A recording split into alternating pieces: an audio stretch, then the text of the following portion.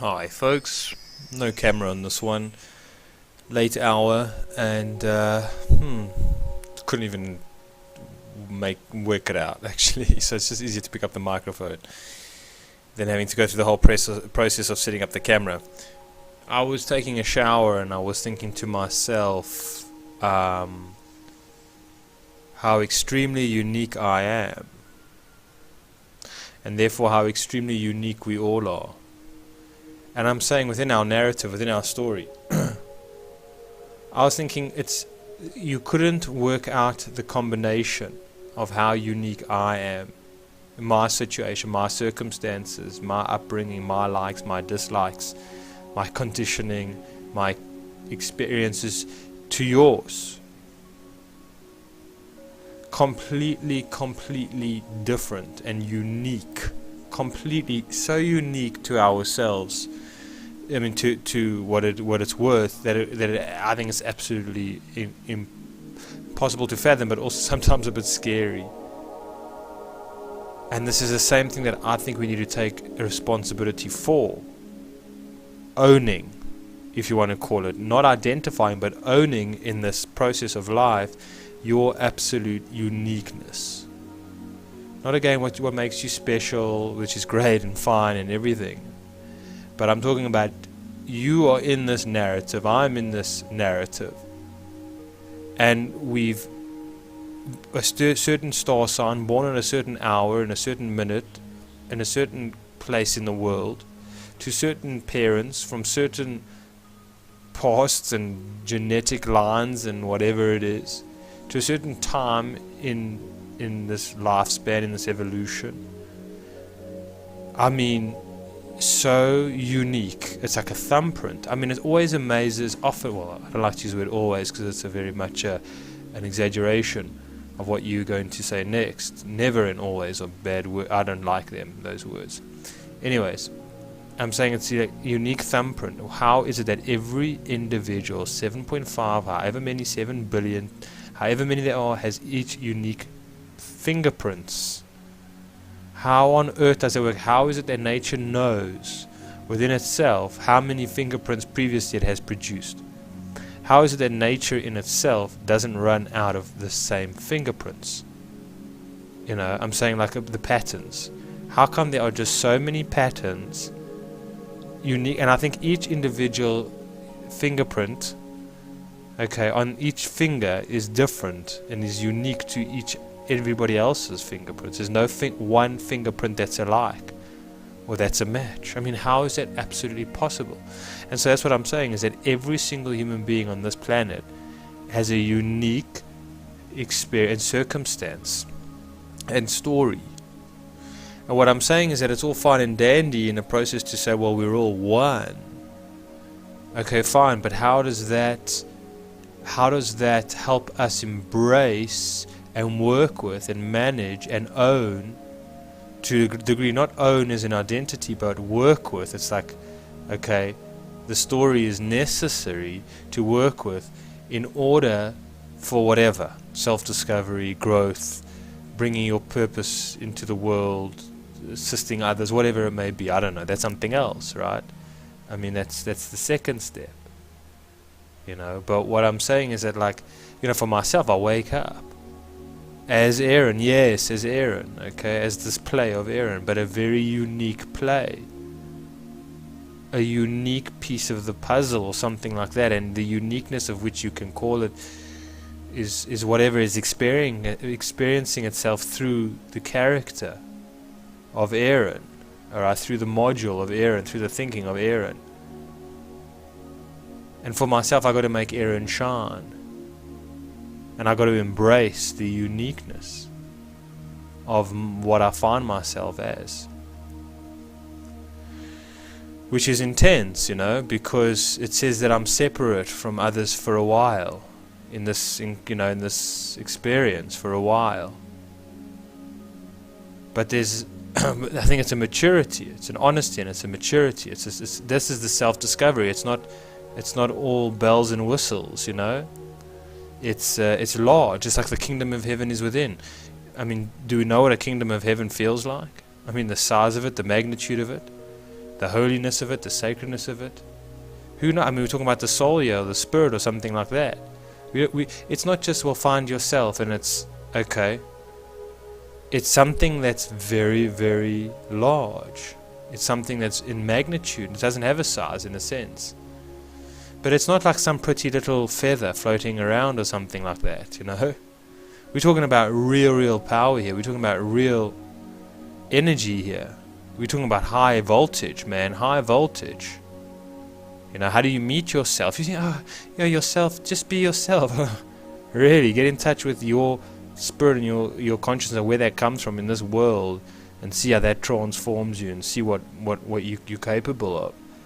I mean, if you know how to apply it, if you know how to bring it out, if you know how to make it work, you know, if you know how to manifest it or something or other, you know what I mean? Cool, fine. But I'm saying it's like it's big, it's wild.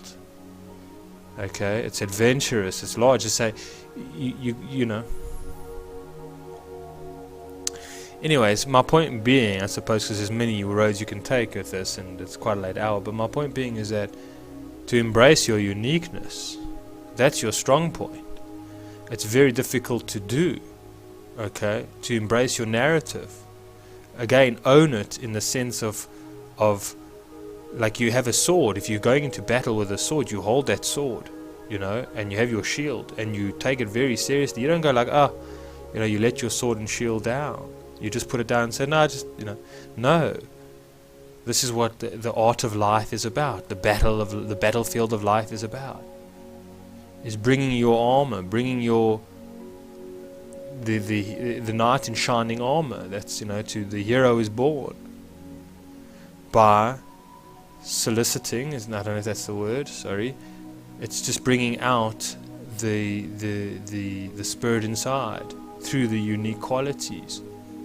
Okay, it's huge, folks. It's absolutely huge. It's not small picking. It's not like, again, you know, when we use these words like soul and spirit, it's just like, it's sometimes just an idea that you hear about in church or in Bible school or somewhere on the internet or something like that, and it's like, you know, all angels will say, geez.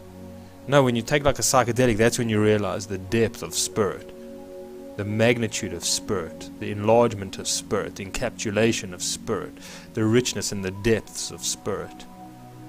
It's real. It's not a Disney film or CGI. It's real. It's, you know.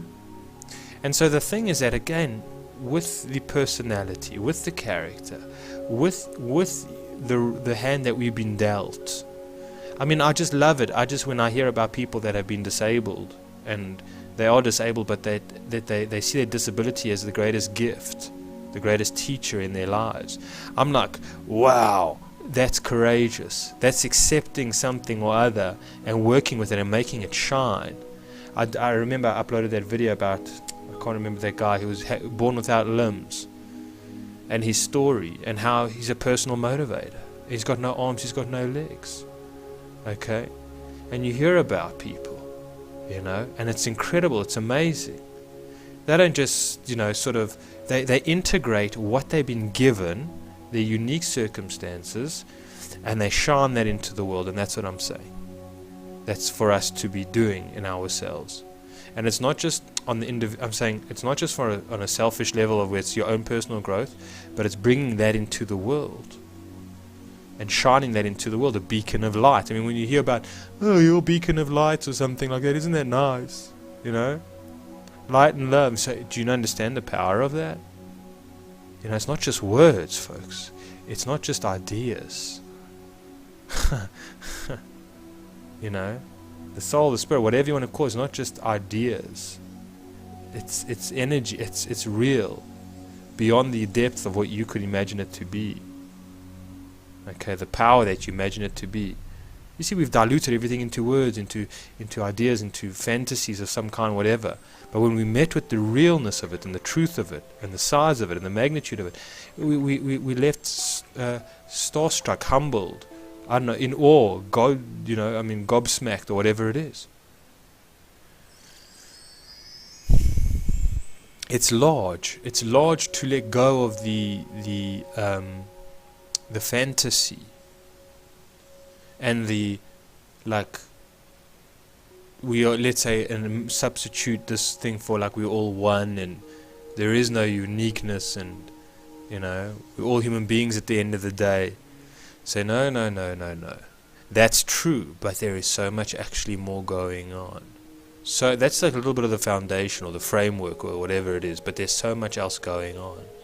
There's absolutely so much else going on. It's like looking at the outside of a rocket ship and defining the rocket ship just simply by the outside shell of the ship, but not saying what's going on the internal side of things. It's looking at Google data center just at the building, on the outside of the building, and saying, no, it's concrete and it's a roof, whatever it is, but what's going on inside there? What's happening inside the Google data center? The connections that are made, the information that's there, that's what I'm talking about. And that's what we gain access to, I'm saying, in this maturity, in the sacredness, in the growing up, in the letting go of the fairy tales. Okay? It's not letting go, and letting go obviously of the idea that you are the shell of the person that society and culture and conditioning has made you to be. That's the thing. That's what you kind of get rid of, in a sense, or not get rid of, you dissolve or you let go of, right? It's those parameters, okay, if you want to call it that which boxes you in. It's your tunnel vision, or your reality tunnel vision, or reality tunnel, or something like that. Your dogmas, or whatever it is. Your way you compare yourself to other people, if you want to call it, your colleagues, or just that comparison of things.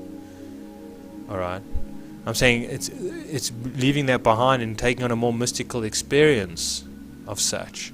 So that, I believe, is letting go of that identity, which is it's just a shell. It's just a protective layer in the beginning stages that one grows out of.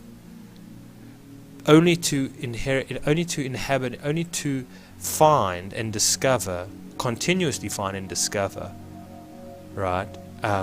The intuitive self, right? And work with that. You see, because again, I'm very much of the notion that it's like I'm not just a figment of my own imagination. Okay?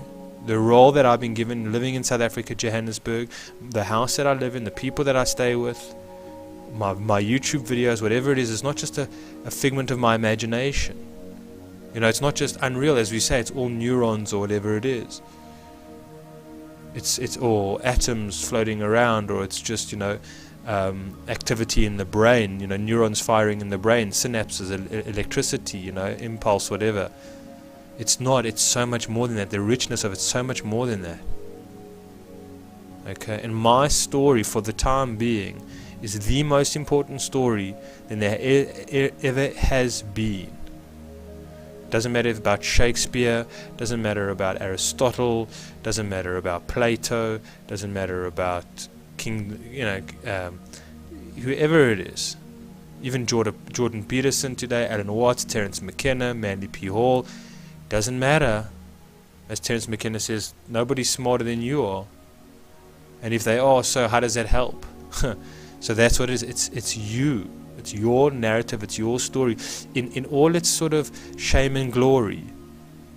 All the shame and glory. All of it. It's like, oh, well, not much happened in the first 5 years of my life. I learned to walk and whatever it is, and I went to school. Your first day of school. I'm saying, even though it's passed on, it's not so relevant today, because where you are at now, your narrative now, the city that you live in now, the relationships that you have now, your understandings now, your growth now, your purpose now, right? I mean, that's the highlight. But every moment along the way, it's been the most important narrative story that's ever been for you. And you got to own that, and you got to protect that, and you got to respect that, because it's been given to you. Most of our lives have been given to us, tailor-made, destiny, baby. That's what it's been about. I mean, the parents that we're born into, maybe we're chosen, whatever it is, situations, synchronicities, people coming in our lives, doors closing, doors opening, whatever it is, things of that nature. There's been, again, behind the scenes influences, being pushed here, being pulled here, whatever it is, tailor-made. Why? For what? For you to bring in this uniqueness of who you are and embrace this. It's a big deal, folks. It's a big deal.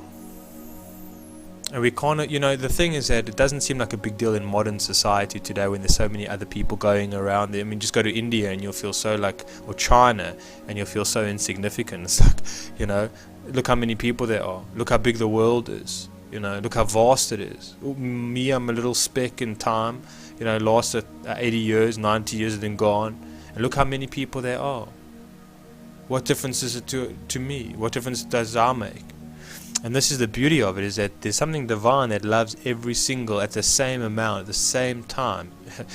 Across the board, every individual on planet Earth is loved the same way, has got the same amount of affection and attention than anybody else. That's what I feel. That's what I feel. That's what we're talking about. That's the magnitude again of what we're talking about. The goddess, if you want to call it, or whatever it is. Love for every single individual on the exact same level. On the exact same level. Not a preference here, not a prejudice here. Not like that at all. But so for yourself, what the most important thing is your star, that you shine, and whatever it is that you polish. For the little time that you have, you've been given it, right? You take care of it, and you do the best that you can with it. And then one day it goes into the ground, but it's been used. It's been made the most of. It's not just like pencil sharpenings that just get blown away in the wind or something like that. I mean, eventually it does, but something is